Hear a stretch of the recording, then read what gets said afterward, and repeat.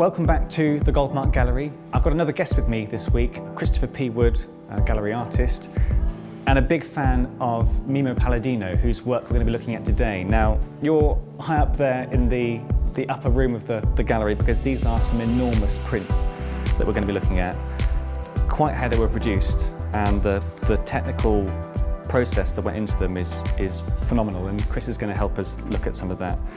For people who don't know, Paladino was one of many artists from the sort of late 1960s, 1970s, who was part of a movement called the Transavantgardia, and this was really a sort of broad movement after abstract art, after conceptual art, minimalism, a broad movement back into the world of the human figure, myths, stories. Where did you first come across Paladino, Chris? Well, I first was bowled over by Paladino at the big Academy show in, I think, 1982, and I went down as a foundation student and immediately connected with everything the Transavanguardia was about, the lyricism, the connection with the traditions of Italian painting. Mm-hmm. And I think they impressed me at a time when I thought traditions in this country had been sort of severed a little bit, and painting had sort of distanced itself from the tradition. And I've really stuck with a lot of those artists ever since. You know, they're very close to my own sort of creative soul in their approach to making art. And Paladino is probably my favourite of the bunch. So we've got a series of prints here today. The first, this one-off, and then a series named after a number of Greek poets. And what's fascinating about these prints is not just the extraordinary imagery in them, but also the processes, because we've got lots of different things going on, haven't we? So in this one alone, we were just looking at it actually before the cameras were rolling, and we were talking about the number of different things that are going on in this print. Could you just help people get an idea of maybe what's going on here? Well, I mean, the first thing is the tremendous scale of these prints. I mean, they are astonishing pieces of printmaking craft, and Paladino is an absolute lyric poet in the medium. And I think this is to do with the fact that he's always sought to break down the boundaries between sculpture and painting. Yes, yeah. And I think the apotheosis of that process is in the prints, where there's absolutely no apology and a total lack of fear in approaching the medium in both a traditional and a very kind of beyond avant-garde kind of way.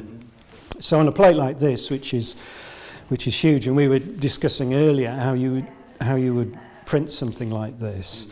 It's an etching, but there's elements of collage, and within the etching, there's about 5 or 6 different processes which all combine together, as well as different metals which this print has been made from. So that we were discussing whether we thought the whole thing was a 2-part steel etching or it was on zinc, and I think it looks like it was on zinc. Then you've got a process called sugar lift, which involves creating this sort of thicker painterly mark. Yes, and that's these sorts of lines around here, this sort of painted. That's right, yeah. And that's a solution, saturated solution of water and sugar, with other little kind of bits in, which is painted directly onto the plate and allowed to dry, so you've got a kind of sticky drawing, if you like. And then the whole plate is covered with a varnish. And when the varnish is dry, the plate is then submersed in hot water, and which liquefies the sugar, and that lifts the varnish off, revealing what would be the negative of the black areas we have now, and then those are aquatinted and etched. So it allows for a very, very painterly approach. So it's a perfect translation of Paladino's sort of painting into printmaking. Yes, it's funny. I think for a lot of people, that word etching in your head is sort of very small scale. It's that kind of old world, gloomy landscapes. Yeah, exactly. Intimate process. This is, as we were saying, it's bringing the kind of the scale of painting, the physical hard work of sculpture, just trying to ink up plates like this. We were saying it's extraordinary what they've been able to achieve. Yeah, I mean, I think if I was trying to ink this plate up, on my own, ink it up and wipe it, it would be at least 3 or 4 hours work, and maybe even more. It's an extraordinary physical process just printing something like this. But I think it does reflect, as I say, that the apotheosis of his sculpture and painting. And for me, these aren't just prints, they become kind of art. They're extraordinary. And we were looking earlier that there are even sort of different blacks. It'd be very difficult for the viewers to see, but these areas, these sort of brush lines, have been printed with a warmer black. Yes. Than areas like this bird here, which is a slightly darker black. It almost sort of steps back, doesn't it? Yeah, it'll be very difficult to see over the screen, but there's even that attention to detail in the spontaneity of the print. It's worth pointing out, you talked about earlier about that idea of going back to a very long tradition in Italian art. Yeah. And when you think of what it must be to be a modern Italian artist, the weight of that history is enormous. Yeah. How there's not just Italian art from the early 20th century, there's not just the Renaissance, but you go further back, you've got those layers of cultural history. Rome built on Greek and Etruscan, African history, sort of Byzantine history. The amount that you have to deal with as an artist going back to that world is extraordinary. And you can see it in some of the symbols here, the crows, these sort of very archaic heads and hands and things. So this is a series of 5 prints, multimedia prints really. There's a lot of different things going on throughout this series. Looking at old Greek poets. So already there we've got that idea of the Greek tradition, the Greek sort of identity that was brought into Rome and then that's sort of been built on over the centuries in Italy. Just looking at this print, there's sort of the classic hallmarks of lots of Paladino's imagery, these fantastic hands, very reminiscent of the different signs that you sort of get in Renaissance painting of different sort of finger configurations. Yeah. Horses' heads, something that he shares with a number of Italian artists from that time. But just the sheer colour, actually, from this print that comes off.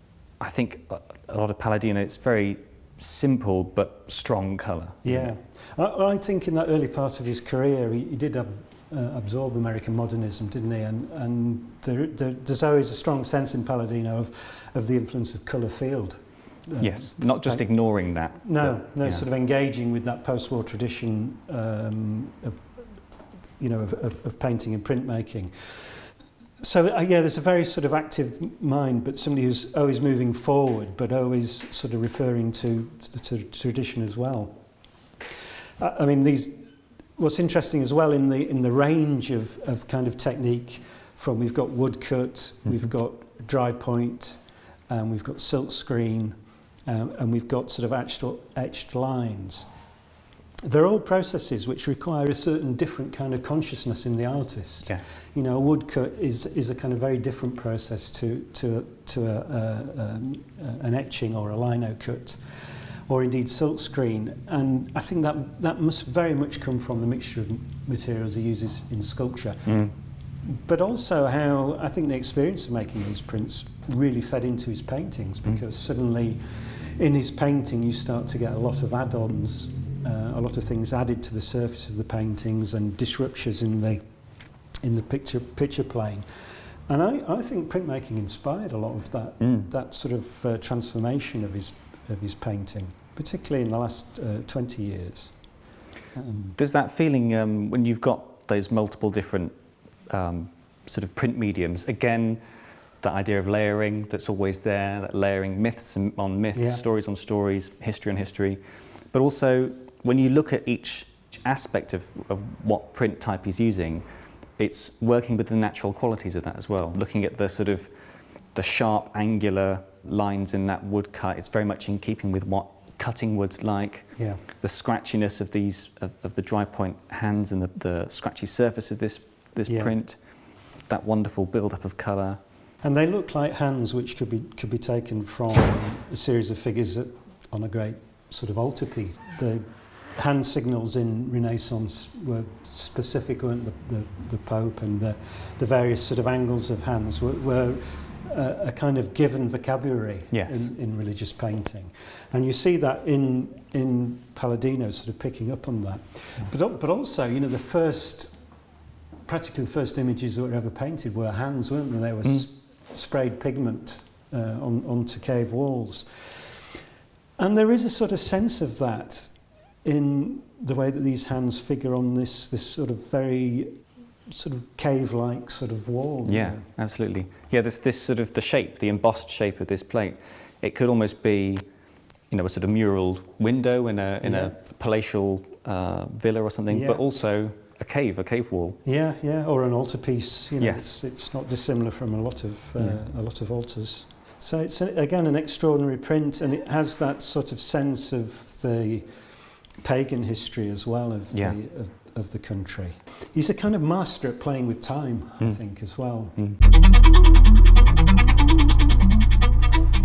So again, we were hit with that colour again, which is extraordinary. The quality of the printing in this series is really something else.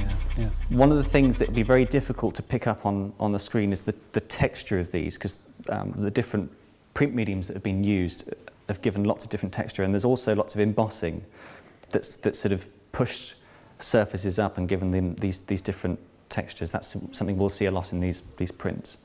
But one of the things we talked about was how, although you can sort of become a detective, start trying to work out what order things were done in, how different techniques were achieved in these prints, they don't matter when you see them. It just hits you. It's the art content, I think, is the most impressive thing. There's never a moment when they're not absolutely full to the brim with poetry. Yeah. And this is such an extraordinary image. You know, you can see the references to colour field painting. We were just talking about Yves Klein, you know, in this marvellous sort of luminous ultramarine blue, which looks like it's been printed with several different plates. And then you've got this kind of brute sort of paganism in the unapologetic cutting of the woodblock, and then even hand painted sort of eyes. You know, so there's so again, Paladino isn't afraid of breaking through and adding unique touches to each single print. It's not absolutely you have to be really here to appreciate the sheer power and impact of an image like this, and it's so dangerously simple. Yeah, it's a marvel of art making. It kind of lives and dies on that confidence, doesn't it? And I think that's something that you see. We were looking at a few Paladino books catalogues earlier, and images of him almost carving, almost like he's holding a stake into metal plates. Lots of cigarettes in hand. There's that kind of bravado, isn't there? To some of this. I think you're right. There's a bravura, and there's a nonchalance about his printmaking, which reveals his expertise. You know, he's like Picasso in that respect. That he can break down technique because he knows the technique so well. Yeah, it's an extraordinary image. It's punchy and powerful and poetic and extraordinarily beautiful.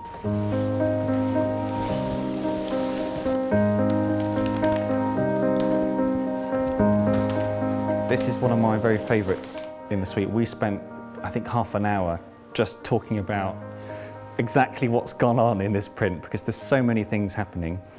What's probably really jumping out, certainly as to me, is this glittery surface that this print's got.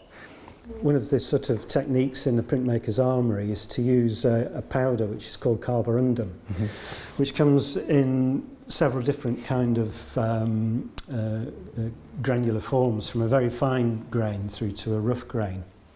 And it's used for, in printmaking traditionally, it's used for capturing sort of tonal areas, and it gives you a very, very rich monochromatic colour, or colour however you use it. And it's rather like sort of making a glitter card when you're a kid. You know, you apply some glue or adhesive, and then you pour the carborundum powder on, and then shake it off.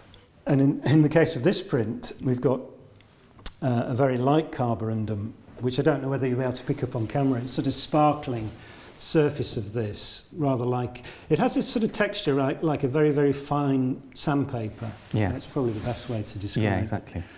And this is a lighter carborundum, and on the head over there, there's a much more granular, gritty carborundum. So you've got this very physical, almost sculptural technique that he's simply applying to the print. So he's using it in a non-traditional purpose for sort of texturing the surface. And that contrasts so poetically with these superbly printed, silk-screened prime and secondary colour areas. It's so strong, that colour, isn't it? The light coming off this yellow one in particular. Yeah. And it really works because then you get this embossed work that's underneath it, which is almost the carborundum in reverse. Yeah. It's taking, sort of depressing or pushing through the print surface. He's sort of taking the physicality of the plate and applying it to the finished article as something which is a permanent part of the image that he wants to create. The mystery and the poetry of Paladino is emphasised by the image that you see there, this almost like existential carrot, which is sort of placed on there, which is great fun, that, isn't it? Yeah, been printed on a separate plate. It's a colour aquatint with dry point. You've got woodcut, then you've got this embossed woodcut, and then through an absolutely extraordinary process, the light carborundum has been applied through a stencil. So a stencil must have been cut. Yes. In which the adhesive was applied and then the carborundum sprinkled through. I just love the ingenuity of having to think through these different layers. And that's something that you see a lot in your work as well. You're always dealing with that kind of working with those applied layers so that you end up with something very dreamy, very kind of, it's very tantalising. You really don't quite know how to work your way into what's in front of you. Yeah, and a lot of Paladino's work, and this includes it all, has this kind of talismanic kind of quality, which again, I think of Renaissance, magic tradition. Yeah. And the talismans which were, imbued with magic. Yeah. And I think that spills over into Paladino. I think there is a talismanic quality to his painting, because it certainly always has an effect on me. And it just can't be emphasised what extraordinary art these prints represent. I hesitate to say the word print. They span painting and printmaking and sculpture absolutely. so brilliantly that they seem almost to be a kind of almost like a fourth genre of art making somehow. Yeah. So we're down to the last two images in this series. Interestingly, this last one I think is titled Sappho. It's the only one that hasn't got a figure in it. And in a sense, it's the one that's least representative of Paladino. But interestingly, when we last looked at these, there was a customer in the gallery, and she said this sort of chandelier shape almost reminded her of different aspects of the female form, of almost the female reproductive system with sort of fallopian tubes. There's these curves and things going on. I think that just shows how much people can start to read into some of these images. Yeah, I think with Paladino, although he's very specific, there's always so much space in them for people to really enjoy the mystery of them as prints and images, and also to something which is very important in my work is find their own narrative within it. And I think there is something to the symbolic and talismanic resonance of these images which really allows people to do that. Even if you know nothing about Paladino, he sort of encourages a sense of confidence. Yeah. Because they're so assured, these images. And he's never telling you what to think about them. They're just there. They're there for you to come to. Yeah. And that's what these sort of very old human figures, they remind me a bit of Elizabeth Frink's sculpture. I guess there's a lot of sculptors of that time working with the human figure, and that you end up with the same kind of ancient feeling heads and figures. We've got one down here in the corner. Yeah. There's always a sense of the ancestors in his work, which again I think kind of reiterates that sense that he's a great weaver of time in his prints. Yeah. Do you think work like this gets overshadowed because it gets attached to that word print? I mean, we know that print, in terms of art history, in terms of art criticism, it's often been left out of the conversation in a way that painting, sculpture haven't.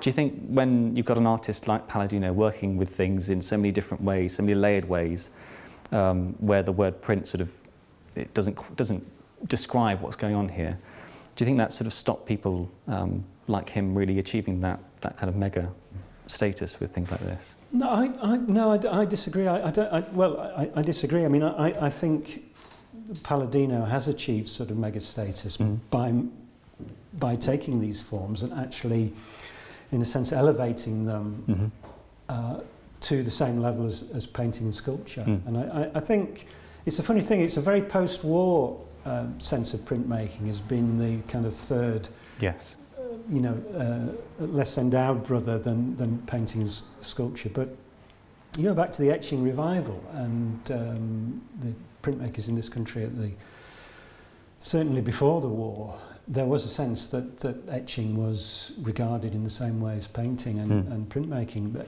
it's a difficult psyche to imagine now because things changed so radically after the war. And again, I think Paladino is just aware of that, and I think he kind of he's like people like Hockney and Picasso. They were aware of the power of the print. They kind of got the Dürer thing. Yes. And understood what power there was there. And indeed, that power of the repetitive images is something which sculpture and painting on the whole doesn't have. And there are things you can do in printmaking, as quite clearly seen in these prints, which you can't do in any other medium. You get a lot in his work, plates on plates, prints within prints. It gives that lovely kind of raised edge quality, these sort of almost like little windows and things. It reminds me sometimes of seeing some of those Sean Scully paintings where he's sort of hammering paintings within paintings. Yeah. It's something that's much more feasible in print. Yeah. I think for those people who don't know Paladino, I would really encourage you to go and look at the kind of marvel of painting, sculpture and printmaking that he's made. I mean, I think in this country perhaps we've always been very poor at importing really good continental art, which gives us blind spots to some of these great artists. Well, thank you for helping us with them. Thank you for illuminating what's in front of us. Privilege, in fact. It's been fantastic to hear someone, not just a champion of his work, but also someone who understands some of the technical processes, some of the things that it's more difficult for us to get our heads around. Well, thanks, Max. It's been a real privilege, and gosh, they're breathtaking.